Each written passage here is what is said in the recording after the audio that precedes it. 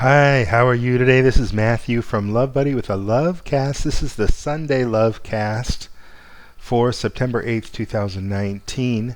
Just want to share with you today some ideas about love. This Sunday goes a little bit longer than the love tips that are daily other than Sundays, and goes a little bit more into philosophical or theoretical ideas about love, what might be true about love, what we might be able to apply about love, what we might be able to understand about love to create a stronger foundation in our lives. Stronger than anything else. Love is strongest. Love is most stable. Love works better than anything else. Love is where it's at. So when it comes to love, sometimes it helps us to understand tribalism, what tribalism is about, because tribalism really contrasts a lot with what real love is, what genuine love is, and that's what we're going to talk about today.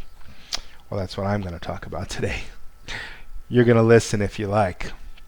Anyway, if you do like this video, if you are interested in love, if you do want to be more conscious and aware of love, have more love awareness in your life, and have more love in your life as a result, go ahead and click the thumbs up on the video and subscribe, hit the bell if you like, so you can see when videos come out. You'll be notified about that. So what is it about tribalism? Well, tribalism, the word gets confusing for some people because tribalism, when we talk about Native American tribes, Cherokee, Indians, and things like that, how the word was used when I was growing up.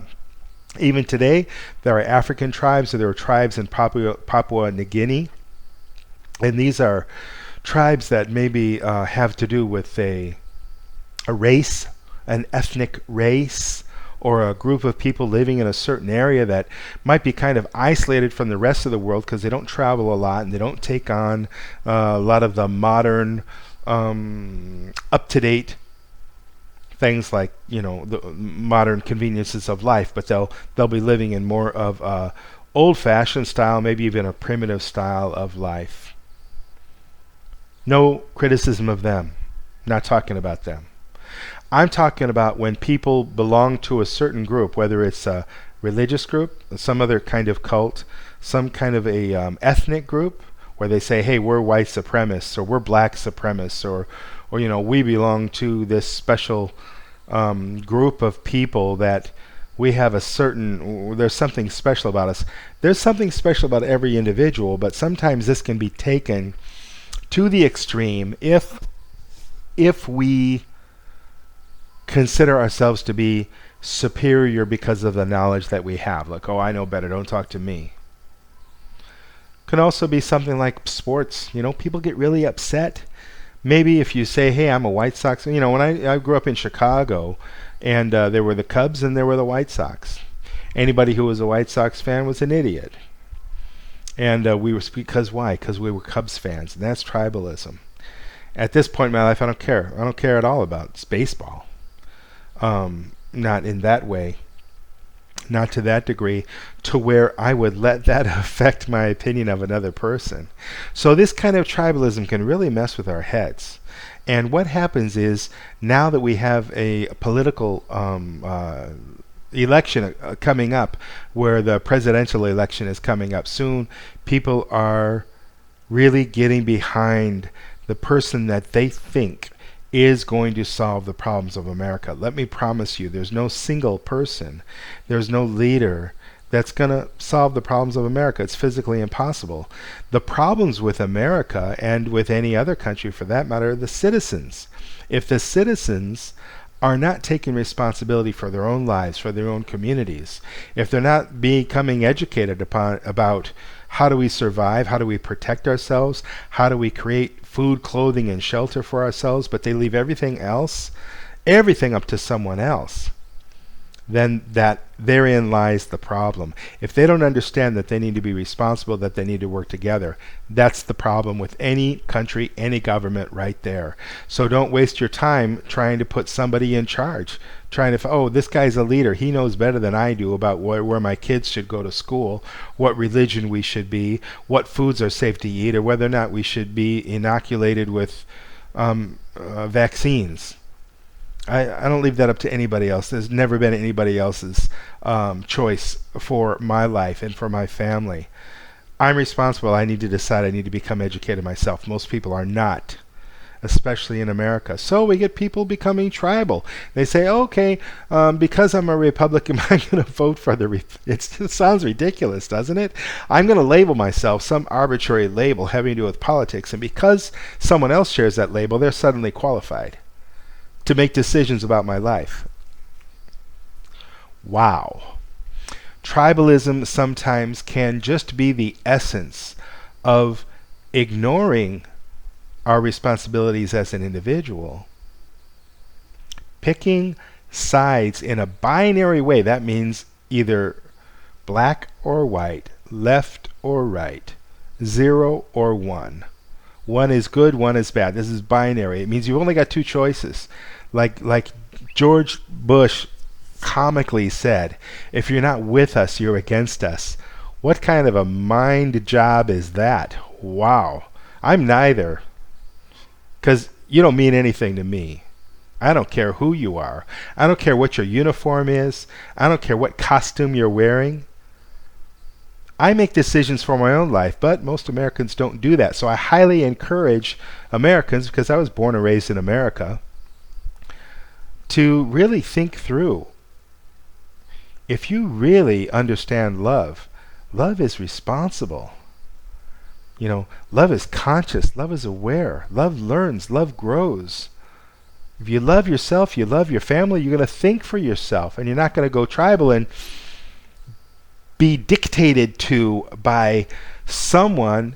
You know, you'll hear, I remember hearing some things that Obama said. I said, oh, wow, that's so great. I'm glad that the guy's gonna lead the country. I don't know. You know, I'm not impressed by what occurred during his administration. I'm not impressed by what has occurred during anyone's administration, and I don't mean to be arrogant or stupid when I say that, because I couldn't be president. I don't want to be president, but I couldn't do that job. I don't think anybody can do that job if that job entails leading the country. There's so many reasons why that doesn't work. So when we decide to get tribal, where we're going to say, oh, my man is Trump, or my man is, you know, Hillary, or whoever, you know, that's in office at the time. I love a lot of the things that Ron Paul said. I think the guy's great because he talks about the Fed and all the problems related with that, and he talked about all the military installations, all the invasions by the U.S. military in other countries, and all the enemies that the U.S. military is making for the citizens of America, the problems that they're creating by the behavior. You know, all these things. I agree with what he said in so many different areas, but I also know that, first of all, he's not going to get elected because the people that are in charge, the people that are really kind of controlling things, would never want these things to occur. And another thing is that even if he were elected, he would be ineffective because you just don't have that kind of power. The momentum of the government is like that. So I try to avoid being tribal, although I liked some of the things Ron Paul had to say when he was running. I like different things that different candidates would say, but I don't let that separate me from others. I was, hey, is it a good idea to have this or to have that, or to be, or for the country to be this way or that way? Absolutely, you know. It's really important that we are able to make our own decisions and not become tribal, however. So when it comes to a religion, wow, this is a biggie, you know. People are able to love. I've seen this because I've been to so many different churches. I've been to so many different groups, and I've seen this kind of false smiles. I mean, it's a wonderful feeling when everybody around you is smiling because you're in a nice, you know, warm in the winter or air conditioned in the summer, nice smelling, clean building, and everybody's talking about these wonderful things and how blah blah blah, and it's the perfect environment. Then they walk out the door. How do they drive? When they talk to their kids, how do they speak? When they speak with their mate, when they deal with people that are not in their tribe, here's the biggest test. Are you able to love people every 100% as much as the people inside of your tribe? those chosen ones, if you consider them to be that, are people that are not of the chosen clan as deserving of your love and respect and your kindness? Yes, they absolutely are. But why bother being in a tribe if everybody's equal? If you understand love, you're not going to be in a tribe. You're going to say, well, that's nice. I like to go bowling with those guys. We like to play poker together. We like to watch the game together and root for the team. But they're not the end-all be-all of love in my life. I'm able to love all different kinds of people. And the more you understand love, the more you're able to share love across borders. What's this big thing about America and Iraq right now, or America and Iran? Yeah, there's big news in Iraq as well, but especially in Iran, Israel wants to bomb them because they consider Hezbollah as a threat, and Hezbollah is funded and run and pretty much completely comes out of Iran. But Hezbollah is kind of, it's in Syria and it's in Lebanon. In Iran as well. I don't know if they're in Iraq, but this is a threat to Israel because Israel is a threat to the area.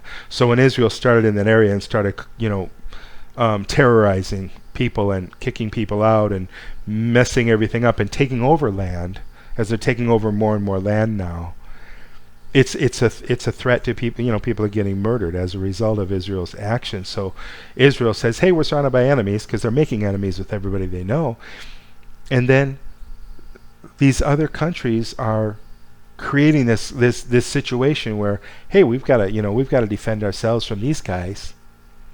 This can become a real tribal situation. It can become a real situation to where the Iranians hate the Israelis or the Israelis hate them. They're teaching their children, oh, these guys are all bad. They're all. I remember an Israeli friend of mine telling me that all Palestinians were savages, as if there's something different in their DNA.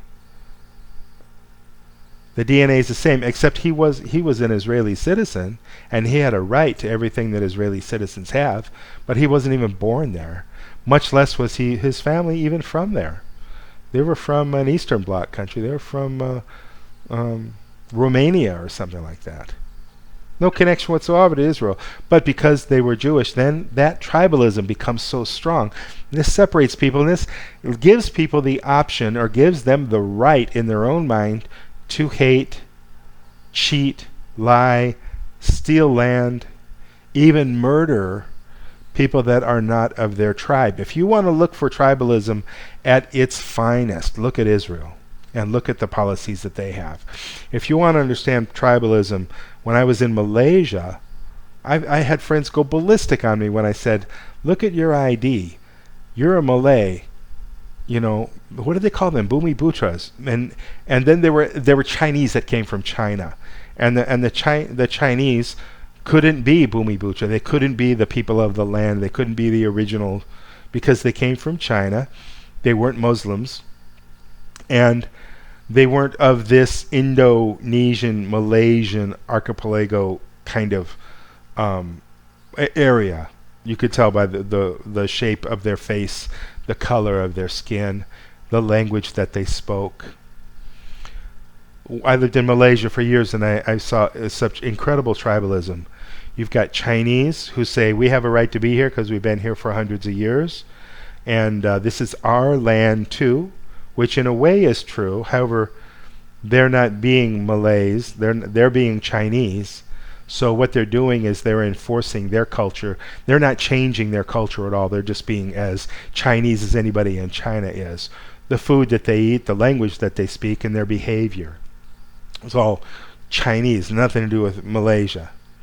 The Malays, they thought they were special and better always because they were Muslims, and they had their God and they had their religion, and they were praying 3 times a day, and the Chinese weren't doing praying at all, and they're eating pork. Yikes! Then there's the Indians. That was about 10% of the population. Indians just had a terrible time of it. They got the worst jobs. You ever want to see anybody cleaning on the street? Cleaning a bathroom? Doing some job that is hard, dirty work, but very low pay. Everyone, when I was in Malaysia, excuse me, every one of those was an Indian person, a person from India, from southern India. So Malaysia was quite an education about tribalism, how people separate by race, by language, by food, by class, by culture. No love in there at all. And these people aren't taught about what love is, how you got to look past skin color. You've got to look past financial, religion, all these divisions, culture. But most people they haven't been taught that.